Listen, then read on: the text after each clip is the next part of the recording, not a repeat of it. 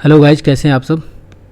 तो आज हम अपनी वीडियोज़ को आगे बढ़ाते हुए मिडावल इंडिया में आए हुए जो अरब और टर्क्स हिस्टोरियंस थे उनके बारे में देखते हैं। इससे पहले हमने एंशिएंट पीरियड में जो ट्रैवलर्स आए थे बेसिकली ग्रीक और पर्सियन, उनके बारे में हम पढ़ चुके हैं। ठीक है, एक वीडियो में भी और बनाऊंगा इसी सीरीज़ में, जिसमें हम चाइनीज़ और कुछ अलग देशों के जो ट्रैवलर्स थे जो इंडिया आए थे उनके बारे में जानकारी लेंगे। तो बेसिकली जो अरब और टर्क्स हिस्टोरियंस थे वो इंडिया एज ए इन्वेडर्स के रूप में आए थे। उनके साथ आए थे सूफी संत के रूप में आए थे, रूलर्स थे, उनके एम्बेसडर्स थे और उनके कोर्टियर थे जो इंडिया आए थे। ठीक है, ये इंपॉर्टेंट फैक्ट्स है।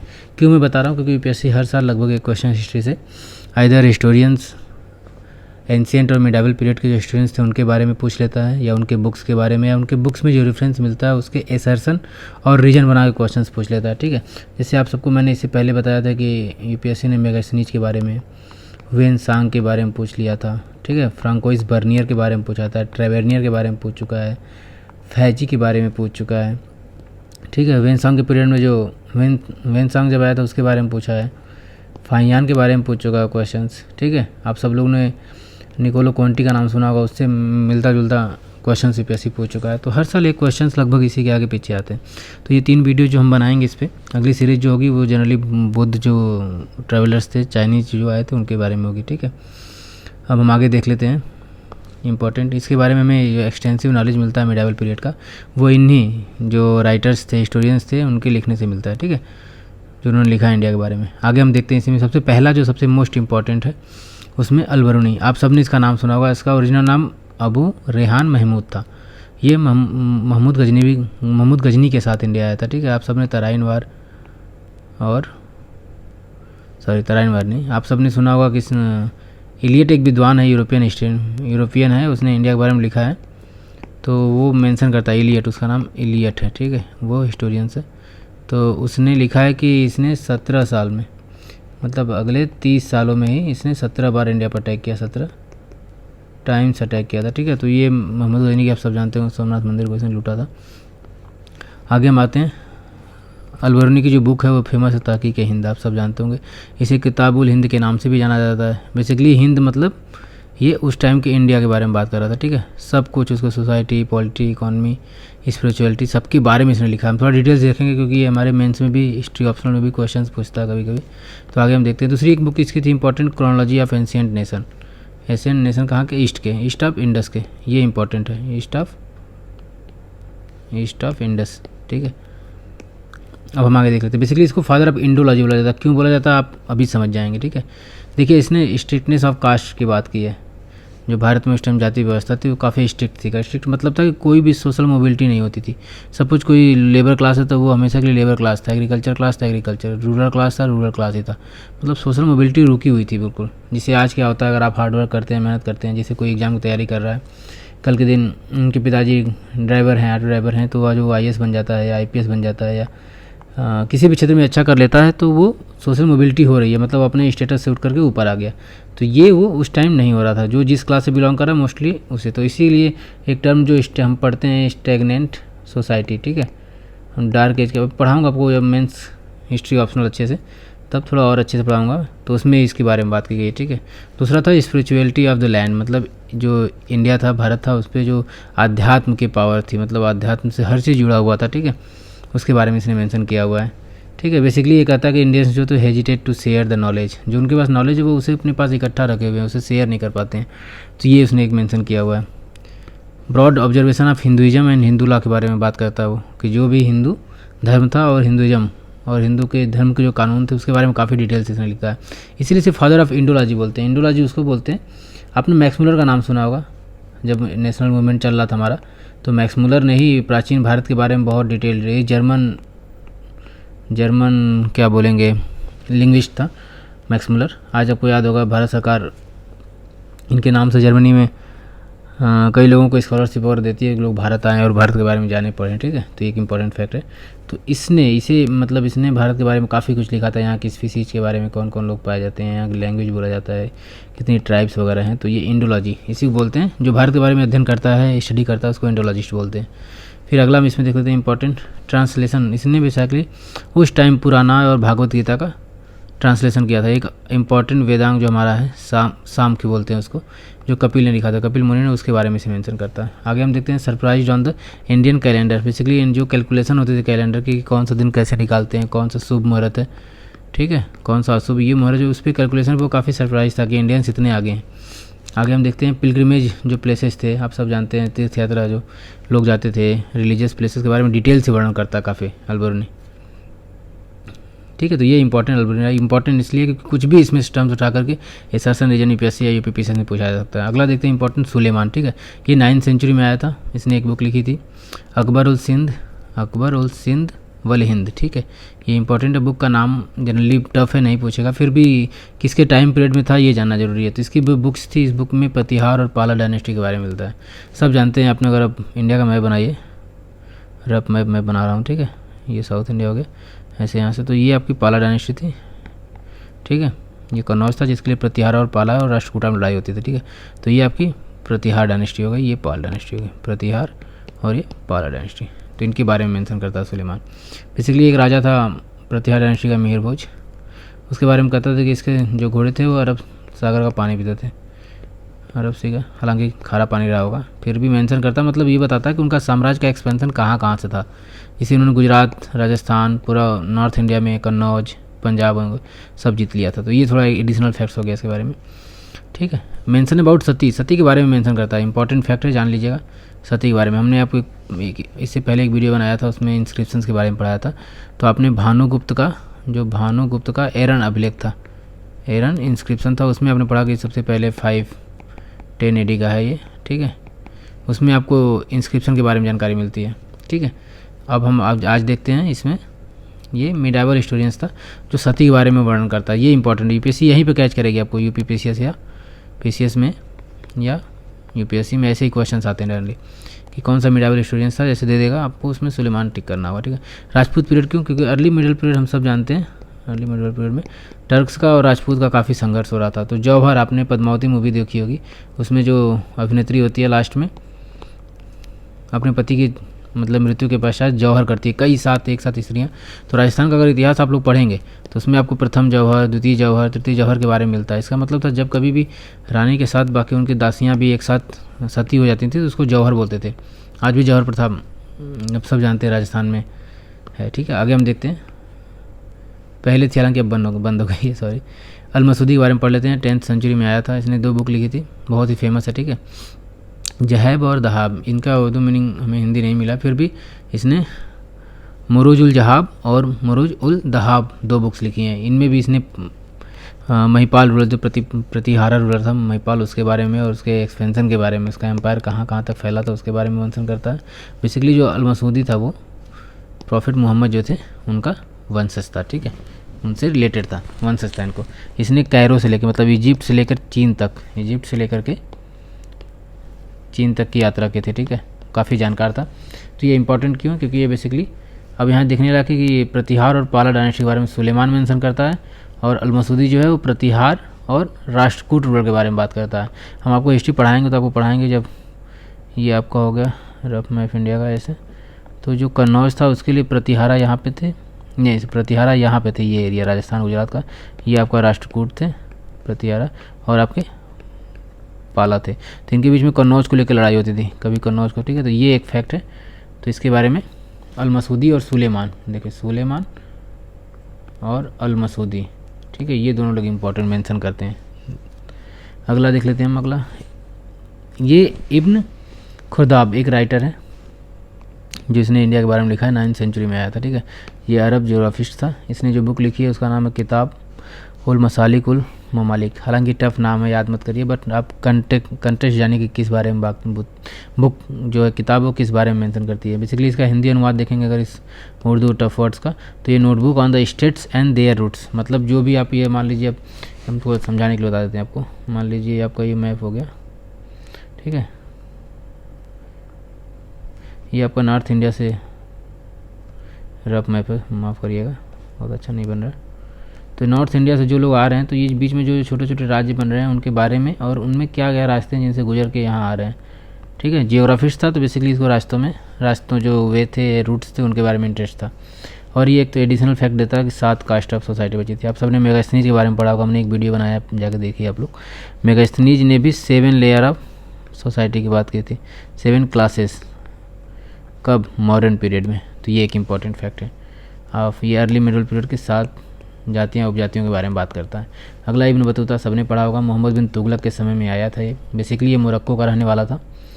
ये 14वीं सेंचुरी में दुनिया का भ्रमण करने निकला था, भारत होते हुए चीन तक गया था। जब ये भारत आया था तो मोहम्मद बिन तुगलक ने इसे दिल्ली का काजी बना लिया था और 7 साल तक था। कुल कई सालों तक ये घुमा। ये बेसिकली जो इंडिया में नॉर्थ वेस्ट में और पंजाब में गैंडे पाए जाते हैं, जो राइनोसेरस, उनके बारे में मेंशन करता है। ठीक है, बेसिकली ये अब एक चीज़ और याद रखिएगा, ये माले उस टाइम मालदीव गया था। ठीक है, बाई बोट गया होगा उस टाइम। तो उसने वहाँ पे श्रीपदा और तनावरम टेम्पल के बारे में बात की है। इससे पता चलता है माले जब मतलब 12 से 14वीं सेंचुरी के बीच में, मतलब वहाँ हिंदुज़म और बुद्धिस्ट का बोलबाला था, मतलब वहाँ ये धर्म प्रचलित थे। बाद में धीरे धीरे जब अरब का एक्सपेंशन हुआ तो उन्होंने मालदीव पूरी तरह से इसका इस्लामीकरण हो गया। आगे हम देख लेते हैं। ये बेसिकली जो इसके इब्न बतूता के बारे में जो सबसे ज़्यादा इंपॉर्टेंट, दिल्ली में 7 साल रहा था इसने उस टाइम जब कुतुब कॉम्प्लेक्स में 4 ऐसी हेरिटेज बिल्डिंग्स हैं, उनका जो संग्रह है एक साथ हैं, इसलिए इनको कुतुब कॉम्प्लेक्स बोलते हैं। बेसिकली सबसे पहले कुतुब मीनार है, दूसरा कोबत उल इस्लाम मास्क है, तीसरा है महरौली पिलर, आप सब जानते हैं, और 4th है अलाई दरवाज़ा। ठीक है, ये इंपॉर्टेंट है। बेसिकली सरस्वती रिवर और शरावती रिवर जो कर्नाटका में सबसे ऊंचा हमारा वाटरफॉल, उसके बारे में मेंशन करता है। क्यों? क्योंकि ये साउथ इंडिया भी गया हुआ था। ठीक है, इसकी बुक का नाम रियला है, उसे ट्रैवलग बोलते हैं। ट्रैवलग मतलब होता है यात्रा वृत्तांत। तो ये इंपॉर्टेंट, कुतुब कॉम्प्लेक्स के बारे में, शरावती रिवर के बारे में बात करता है। मोहम्मद बिन तुगलक के टाइम में काजी रहा है। और राइनोसोरस मतलब उस टाइम तक नॉर्थ वेस्ट में या पंजाब में ये जो बड़े जानवर पाए जाते थे उनके बारे में मेंशन करता है। आगे देख लेते हैं। अब्दुल रज्जाक, ये बेसिकली विजयनगर एम्पायर में आया हुआ था। ठीक है, विजयनगर किंग देवराज सेकंड के बारे में बात करता है ये, और उसके एम्पायर के बारे में। ये पर्सियन था, पर्सिया का रहने वाला था। 1437 ईस्वी में आया था। ठीक है, इसने 2 बुक लिखी है, मातला उस सदाइन और मजमा उल बहरीन। बहरीन मतलब महासागर होता है, और मजमा मतलब एक जगह इकट्ठा होकर, मतलब ज्ञान के बारे में जब डिस्कस करते हैं उस पर एक बुक लिखी हुई है। यह बेसिकली विजयनगर के बारे में बताता है कि जो विजयनगर तुंगभद्रा रिवर पे था वह 7 लेयर्स में उसकी सिक्योरिटी की गई थी।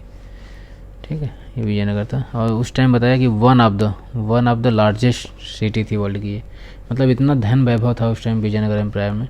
आपने सबने सुना होगा राक्षस तांगड़ी या तालीकोटा का वार, उसमें विजयनगर का क्या हुआ था, डिक्लाइन हो गया था। सब जानते हैं राम राय राजा था और वो बहमनी जो किंगडम थे उनके राजाओं से हार गया था। ठीक है, उनके सुल्तानों से हार गया था। अगला इंपॉर्टेंट, बहुत इंपॉर्टेंट, मार्को पोलो। बेसिकली क्यों इंपॉर्टेंट है? क्योंकि ये इटालियन था, वेनिस या साउथ इंडिया के इकोनॉमिक और पॉलिटिकल हिस्ट्री के बारे में बताता है। ये करीब 1280 के आसपास, 80 से 86 के आसपास इंडिया में था। ठीक है, ये 1992 से 94 में ये चीन भी गया था। ठीक है, ये इंपॉर्टेंट है। आगे हम देख लेते हैं। ये बेसिकली जो साउथ इंडिया में मदुरै एक स्टेट था। आप सब ने चोर, चेला, पांड्या और चालुक्य के बारे में पढ़ा होगा। साउथ इंडिया में 4 फेमस डायनेस्टी थी, बाकी तो और भी थी, होयसल थे, द्वार समुद्र थे, कई थे मतलब, लेकिन इसमें से जो पांड्यन, तो मदुरै के जो पांड्य थे उनके बारे में भी लिखता है। एक इन्होंने जो सेकेंड सबसे महत्वपूर्ण जो वुमेन रूलर थी, महिला रूलर थी भारत की, उसके बारे में मेंशन करता है। रुद्रमा देवी, एक मूवी बनी थी साउथ इंडिया की बहुत अच्छी मूवी, देखी है इसको।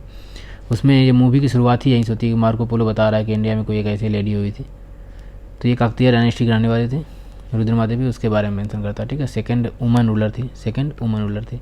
आगे हम देख लेते हैं सर मार्को पोलो। इसकी बुक का नाम है book of sir Marco Polo. ठीक है, सर एक उपाधि होती थी। आप सबने अगर नेशनल मूवमेंट पढ़ा है तो आपने पढ़ा होगा कि बहुत से, रविन्द्रनाथ टैगोर जी को भी सर की उपाधि दी गई थी, बंकिम चंद्र चटर्जी को दी गई थी। ठीक है, ऐसे बहुत से लोग थे।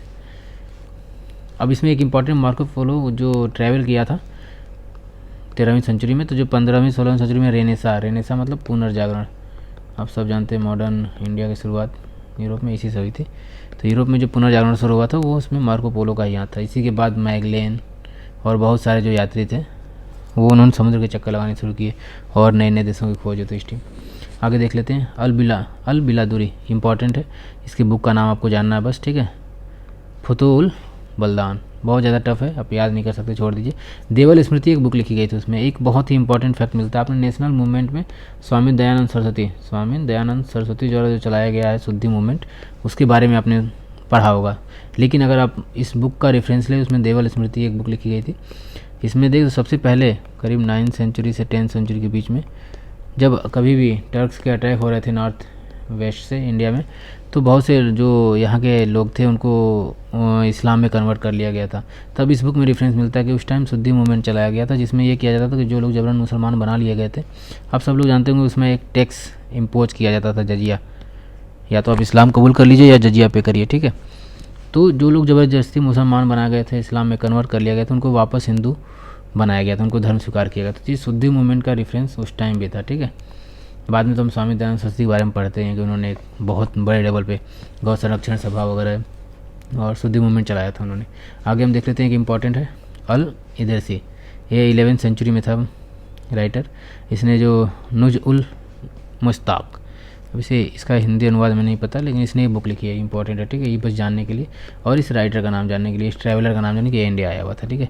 इसने उस टाइम के अर्ली मिडावल पीरियड, अगर हम ले 6 से लेकर के 10th 12th सेंचुरी तक, इसने जो भारत में जुडिशियल सिस्टम थी, न्याय व्यवस्था, उस पर इसने काफ़ी अच्छे से मेंशन किया हुआ है डिटेल से, ठीक है। इसने बताया तो उस टाइम वृक्ष की पूजा की जाती थी, ट्री वर्शिप और सन वर्शिप किया जाता था, जो बताता था कितने नेचर लविंग थे इंडियंस उस वक्त। आज भी सब लोग बहुत ऐसे लोग हैं जिनकी दिन की शुरुआत सूर्य वंदना से या सूर्य पूजा से होती है, ठीक है। गांव में आज भी लोग पीपल के पेड़ पे और पीपल के पेड़ की पूजा करते हैं।